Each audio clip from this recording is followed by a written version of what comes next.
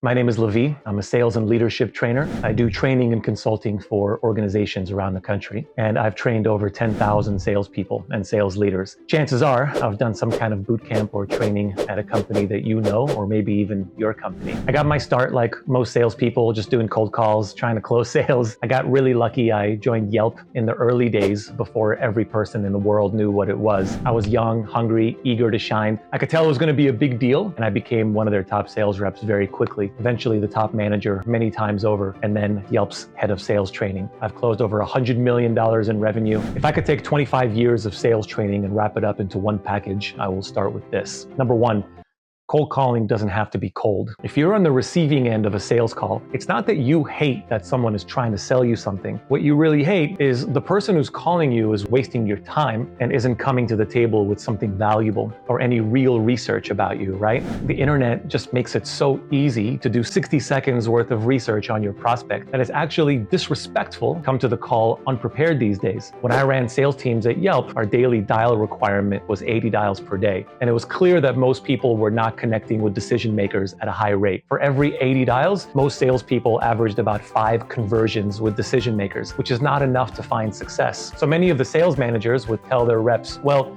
if you don't hit your goal at 80 dials, just make more dials. That feedback, sadly, is not going to work. If you're not converting at 80 dials, you're not going to convert at 90. The issue is not the amount of dials. On my team, we insisted on doing pre-call research to find something called a connection point. One thing that you can reference that you could only know if you did some research. It could be super simple. It could be like reading someone's review back to them and just giving them a genuine compliment, but it can't be fake. Don't look at someone's LinkedIn profile, find out they went to the University of Maryland, and then start your call with "Go Terps," especially if you didn't go to the University of Maryland. That's just fake, and that will backfire. So what we did was about 1 to 2 minutes of pre-call research, took incredible notes so that we would have it at our disposal if and when the client called back. And we averaged between 30 and 40 dials per day, literally half the dials, but we connected with well over 20 decision makers per day, which was 4 times what everyone else was doing. This really pissed off the senior VPs, but after a while, they realized that the technique of 80 cold calls without research is not effective. I call it a spray and pray. It might have worked in the 90s, look, but today we have access to information, and we need to do some research to separate ourselves from the other 99 salespeople who are calling the same prospect as you this week. Number 2, this might seem weird to hear, but the second value of great sales is to tell the truth. Salespeople have a really bad name and have seen just way too many really bad movies. Okay, some of the movies are good, but the sales lessons in the movies are bad. The reason salespeople have a bad name is because 99% of them are lying to the prospect in order to make a sale, which is actually incredibly stupid when you think about it. Sure, you made a sale and some commission, but in about 24 hours, the client's gonna find out you lied to them, and then they're going to cancel, and then they're gonna write you a 1-star review, and then you'll never get a referral from any of their friends, and you're gonna be cold calling for the rest of your life. So, tell the truth, no matter how small. For example, if you're 23 years old, admit it. You don't need to be in your 30s or 40s to have integrity or gain someone's trust. You either have it or you don't. If you've only been in the role for 2 months, own it. Take pride in your company and your product. You don't need to lie about your tenure, try to impress someone. This next one is big. If you know that your product has limitations, be honest about those limitations instead of lying to try and make the sale. People have a really strong BS detector, so you might as well be honest and win them over with integrity. And that's when things get really good for you, actually. If the client views you as a person with integrity, they are way more likely to refer their friends because their name is on the line now, right? Whenever I do sales training, I teach a concept called sales without ego, where I'll coach someone to say things like, I'd rather be honest with you today and build a strong foundation instead of lying to you about something small just to make a commission check. Number 3, commission breath. That's a real thing. You probably have a bunch of options at your company of what you can sell. And the more you sell, the more commission you make. So most salespeople are going to try and sell as much as possible, but the prospect will sniff that out. And even though you might hit a home run from time to time, you'll lose out on the other people who would have said yes if you just met them in the middle. And that is worth so much more. The hurdle most salespeople face at some point in their career is the realization that your needs as a salesperson are different than the needs of your client. They don't care about your commission. They want someone to solve their problem. I'll actually discourage people from buying things that they don't need. If I have 4 products that I can sell, I'll find 1 or 2 that make the most sense right now, and I'll use that to create urgency. I teach in my boot camps to say things like, I don't think you need that product today, Mr. Client. I could try and sell it to you, but I'd rather save you some money and focus on the things we need to fix right now. In 90 days, if you still want to talk about it, we'll revisit this on our follow-up call. That statement is so powerful because it says a few things. It says I care about their success more than my commission, and it also says that I'll be here in 90 days,